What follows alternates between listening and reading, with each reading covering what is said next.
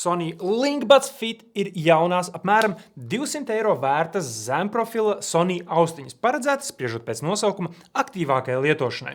Galīgi neizskatās pēc LinkBudiem, kurus reiz apskatīju, kurām bija caurums iekšā, bet vairāk jau izskatās pēc tādām klasiskajām austiņām. Un šis ir kaut kas dīvains, bet pārsteidzoši ērts Sony izpildījumā.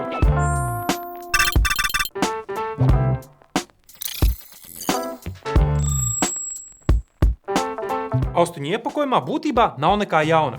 Pārstrādāto materiālu kārtas sevi slēp pašu austiņu kastīti, tālāk iepakojumā ir tāda šūplāde, kurā ir noslēpts ļoti īss slādēšanas vads, kurš varētu arī netikt īpaši izmantots, jo ir ļoti īss. Pārējā ierastā dokumentācija, kā arī rezerves austiņu puļķi. Kārbiņa ir pirmais, kas iekrīt acīs, kā dizaina jaunums, uzkrītoši sadalīta divās daļās, kā arī tādas sakausētas plasmasas krāsu vai ko tam līdzīgu savā vāka rakstā. Interesanti un forši īstenībā jāsaka.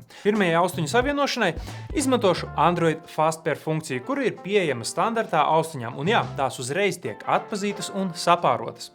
Principā tieši tik viegla lietošana arī varētu būt šīm te austiņām. Tomēr labākai pieredzei, garantijai un papildus featurām būtu jāizmanto atjaunotā Sony lietotne, kur vairs nesaucas headphones, bet gan Connect, un ir pieejama uz visiem galvenajiem mobilo telefonu operētāju sistēmas veidiem.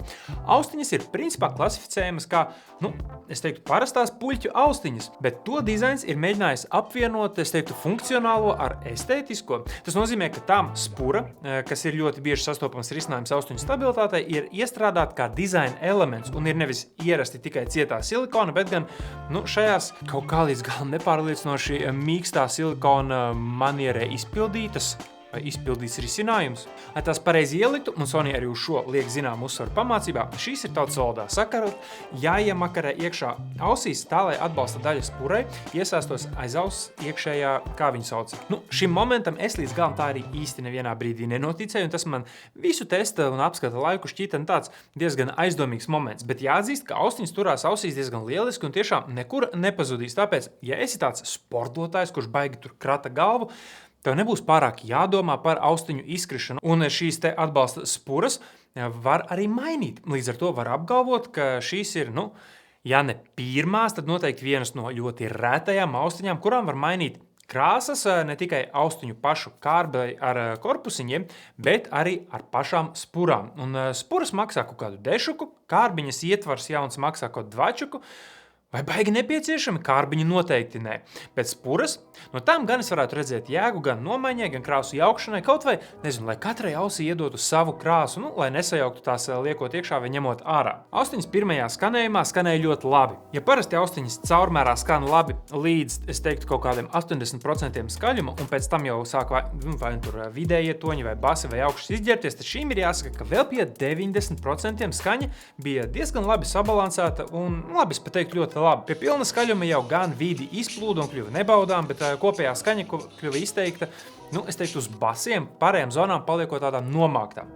Sony Connect lietotnē ir arī vesela virkne ekvalizeru, kur ļoti daži jūtami izmaina skanējumu, bet daži mazāk jūtami. Visa pārvaldība lietotnē ir jauna un man jau headphones lietotne saistībā tā īsti nekad nav patikusi tā lietotne. Šajā Connect lietotnes izpildījumā ir jūtams uzlabojums, bet tas vēl joprojām līdz galam nav, es teiktu, tā 100% intuitīvs un ātri sasniedzams, bet kopumā tas ir tomēr pierašanas jautājums. Daudzas lietas, kuras ir lietotnē, lai arī ir labi domātas, ir tādas, kuras es īsti ikdienā nemainītu vai pat neizmantotu. Diemžēl ne šīs austiņas, ne es neesam īsti tie, kuri speciāli, piemēram, lejupielādēs 360 audio lietotni šādas kvalitātes mūzikas baudīšanai. Un man patīk labāk, ja tā skan, kā parasta mūzika austiņās nekā tur 360 audio iespējota. Lietotnē vēl ir arī dažādas interesantas features, kuras neesmu novērojis pie konkurentiem, kā noteikti pieminēšanas vērta būtu arī fona mūzika, kad iespējojot šo režīmu, tavs audio, kur tu klausies, tiek pārvietots tā, lai šķistu, ka skan kaut kur tur istabā. Un it kā uzlabotu tavu produktivitāti. Manu īsti neuzlaboja. To vairāk uzlabojas, teiktu, atbilstošas mūzikas izvēle, bet kādam varbūt arī iedotu tādu, papildus stimulu vai koncentrēšanos. Ļoti individuāli.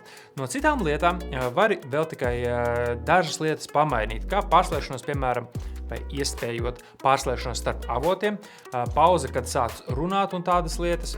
Pārvaldīt austiņas ir, es teiktu, nosacīti ērti. Tām nevar mainīt pieskāriena nozīmi. Jā, lietotnē ir dažādi iepriekš iestatīti profili, ko kura austiņa no tiem spējas, bet pats kaut ko pielikt, kā tev gribās. Piemēram, tu nezinu, iztrūkst iepriekšējās dziesmas iespēja, kas būtu tradicionāli uz 3 pieskārieniem, vai normāla skaļuma regulācija, kas būtu ar kaut kādu braukāšanu vai piespiedu un turi. Lielākoties viss ir atrisināts ar minimums 2 pieskārieniem, kas ir pacelt zvanu, sākt atskaņot audio, tad ir 3 pieskārieni, kas ir nākamā dziesma, tad ir 4 pieskārieni un tad turpinot daudzīt pa deniņu ir skaļuma regulācija. Nezinu kā tev, bet man pirmkārt šis šķita lieki ierobežojuši, otrkārt vienkārši nepatika un lauza, nezinu, manu kaut kādu jau iepriekš izmantoto loģiku. Kas attiec uz mikrofonu kvalitāti, tad tūlīt spers dūmā un tad arī ieriktēs normālāk austiņas un klausīsies, kas tad no šīs sanāksīs.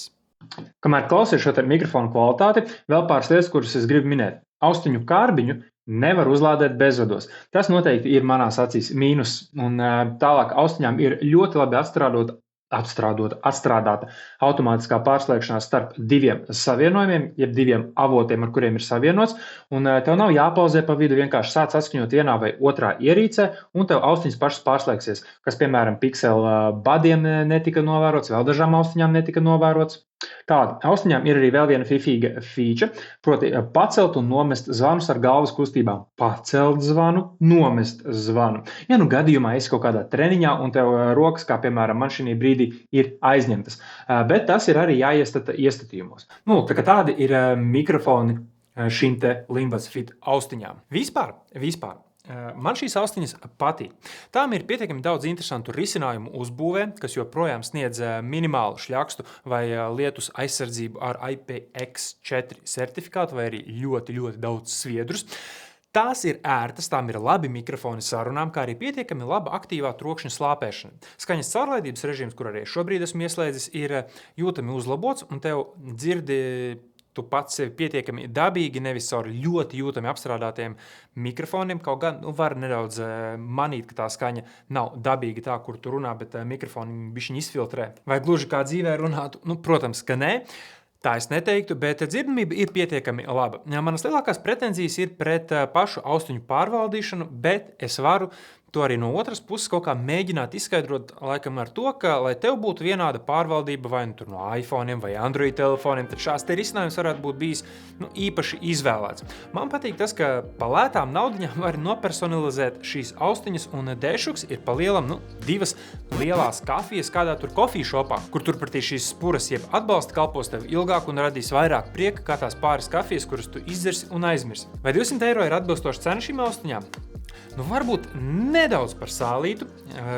Tīpaši salīdzina ar nesen apskatītajiem Pixel badiem, kas maksā apmēram 250 eiro, ar AirPodiem 4, kas maksā 209 eiro, Samsung Buds 3 Pro arī par 250, bet tā kā šīs austiņas nav gluži pro līmeņa, tam segmentam paliekot ar vienīgo pārstāvi WF sērijas austiņām, apmēram 320 eiro, tad kāds varat sākt raukt uzacis. Bet patiesībā šīs ir Sony vidējā segmenta austiņas, kuras skan nesliktāk kā daža laba konkurenta labākais sniegums, kas arī liek nedaudz aizdomāties. Bet ir arī lietas, un šī totāli būs pēdējā, kā baterija, kur ir nedaudz jābrīnās par to, ko šīs austiņas spēj sliktāk par konkurentiem. Proti, kopējais laiks tām ir apmēram 20 stundas, 5 stundas pašām austiņām un vēl 3 uzlādes ar kārbiņu. Konkurenti tajā pat laikā piedāvā apmēram no 25 stundām līdz pat 32 kopējā darbības laika.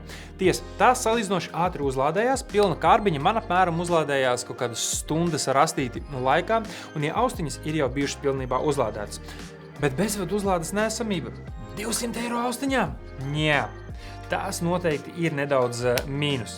Bet pietiek. Ar to arī šoreiz es domāju, ka apskatā viss. Ja vēlies iečukot citas šo austiņu krāsas, kā arī īpašo modeli ar Oliviju Rodrigo, bez idejām, kas tā tāda ir, kurām ir gan tikai cita krāsa un 2 pilnīgi vienādi skanoši bezjēdzīgi ekvalizēri iestatījumi, links uz Sony centru būs aprakstā. Vai es šīs vērtētu augstāk par, piemēram, AirPods 4 ar ANC? Noteikti.